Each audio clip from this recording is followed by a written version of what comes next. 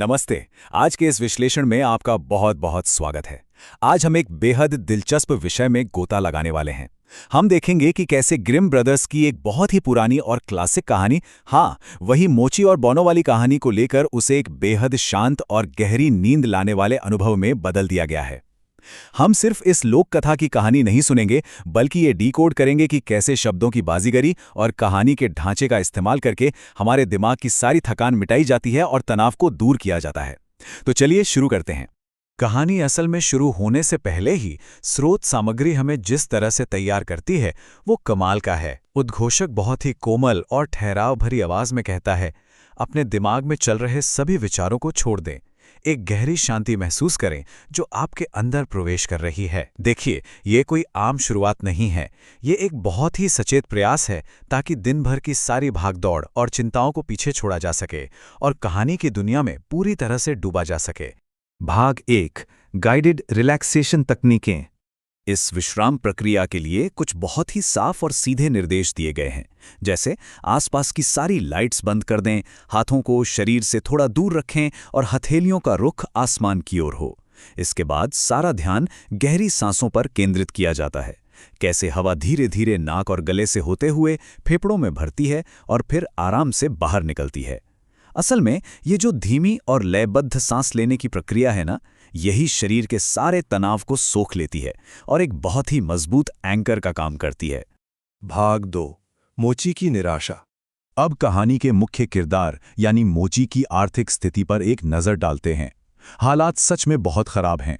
उसके पास चमड़े का बस एक ही छोटा सा टुकड़ा बचा है, जिससे मुश्किल से एक जोड़ी जूते बन सकते हैं।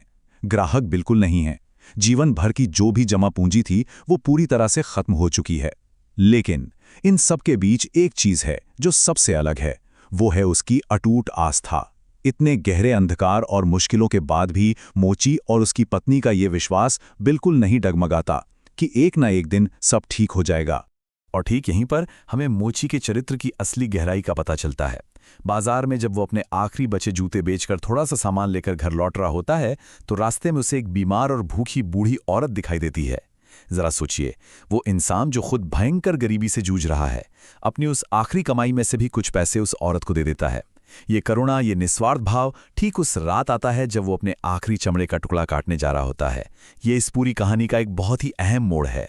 भाग 3, आधी रात का चमत्कार। अब जरा इस अद्भुत बदलाव को देखिए। एक तरफ रात के अंधेरे में मोची अपनी मेज पर बस वो कटा हुआ कच्चा चमड़ा छोड़कर सोने चला जाता है, और दूसरी तरफ जब अगली सुबह उसकी आंख खुलती है तो उसी मेज पर जूतों की एक चमचमाती, पूरी तरह से तैयार और पॉलिश की हुई जोड़ी रखी होती है। सिलाई इतनी पक्की कि कहीं से एक धागा भी बाहर नहीं निकला था। ये जो परफेक्शन है ना, यही वो चमत्कार है जो मोची की जिंदगी एक झटके में पलट कर रख देता है, क्योंकि लोग इन जूतों को देखकर खुशी खुशी बहुत ऊंची कीमत चुकाने को तैयार हो जाते हैं। आइए देखते हैं कि ये चमत्कार आगे कैसे बढ़ता है। पहली रात को पहले जूते मिलते हैं और फिर तो जैसे एक सिलसिला ही शुरू हो जाता है। मोची हर रात चमड़ा काटकर छोड़ता है और अगली सुबह उसे उतने ही शानदार जूते तैयार मिलते हैं। इन जूतों की ऊंची बिक्री से उनके घर में अचानक संपन्नता आने लगती है। और फिर एक दिन आती है छिपने वाली रात, जब मोची और उसकी पत्नी तय करते हैं कि अब बहुत हो गया, आज तो पता लगाना ही पड़ेगा कि आखिर उनका ये रहस्यमयी मददगार है कौन। और जब वो छिपकर देखते हैं तो सच्चाई सामने आती है। वो देखते हैं कि रात के वक्त खिड़की से 3 नन्हे बौने अंदर आते हैं। ये बौने किसी जादुई कारीगर की तरह बिना रुके बिना थके पूरी रात काम करते हैं। लेकिन यहाँ जो सबसे चौंकाने वाली बात मोची की पत्नी नोटिस करती है, वो ये कि इतनी कड़ाके की ठंड होने के बावजूद इन नन्हे और निस्वार्थ बौनों के शरीर पर सिर्फ फटे पुराने कपड़े थे और पैरों में तो जूते तक नहीं थे। भाग 4, मददगारों को इनाम देना। यहाँ पर मोची की पत्नी एक बहुत ही प्यारी और महत्वपूर्ण भूमिका निभाती है। वो कहती है कि इन बौनों ने हमारी इतनी मदद की है तो हमें भी इन्हें कड़ाके की सर्दी से बचाने के लिए कुछ करना चाहिए।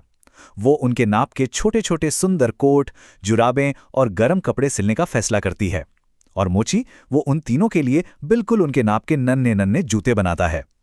ये हिस्सा सिर्फ कहानी को आगे नहीं बढ़ाता, बल्कि कृतज्ञता यानी ग्रैटिट्यूड का एक बहुत ही खूबसूरत उदाहरण पेश करता है। अब अगर हम दोनों पक्षों के व्यवहार में आए बदलाव को देखें तो ये वास्तव में दिलचस्प है। पिछली रातों में मोची सिर्फ कच्चा चमड़ा छोड़ता था ताकि बौने उस पर काम कर सकें, लेकिन इस आखिरी रात को मेज पर कोई चमड़ा नहीं था। वहां सिर्फ वो सुंदर हाथ से बने कपड़े और जूते रखे थे। ये बिना किसी स्वार्थ के धन्यवाद कहने का एक बेहद शुद्ध तरीका था। और जब बोनो ने उन कपड़ों को देखा तो वो खुशी से झूम उठे। उन्होंने तुरंत कपड़े पहने और खुशी खुशी वहां से चले गए और फिर कभी वापस नहीं आए। भाग 5 मुख्य नैतिक शिक्षाएं।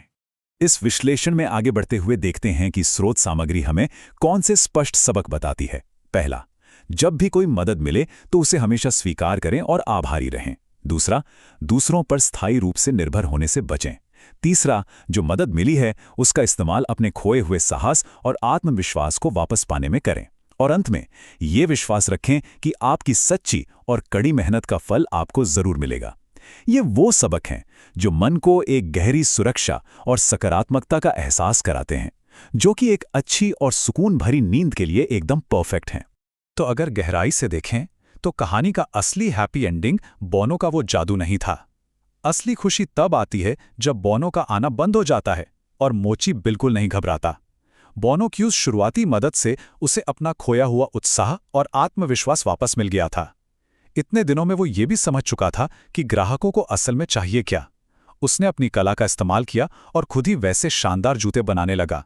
अब जो सफलता उसे मिली थी वो पूरी तरह से उसकी अपनी आत्मनिर्भर और स्थायी सफलता थी। भाग 6, नींद में खो जाना। कहानी के अंत में ऊर्जा का स्तर धीरे धीरे नीचे लाया जाता है। अंतिम निर्देशों के तौर पर उद्घोषक कहता है कि अब अपने दिमाग में बचे हुए हर विचार, हर तनाव को एक लंबी सांस के साथ बाहर छोड़ दें। ऐसा महसूस करें जैसे शरीर एक पंख की तरह हल्का हो गया है, हवा में तैर रहा है। पलकें धीरे धीरे भारी हो रही हैं और गहरी नींद की देवी अपनी आगोश में समाती जा रही है। जागने की अवस्था से गहरी नींद में जाने का यह बदलाव इतना क्रमिक और आरामदायक है कि यह पूरी तरह से स्वाभाविक लगता है।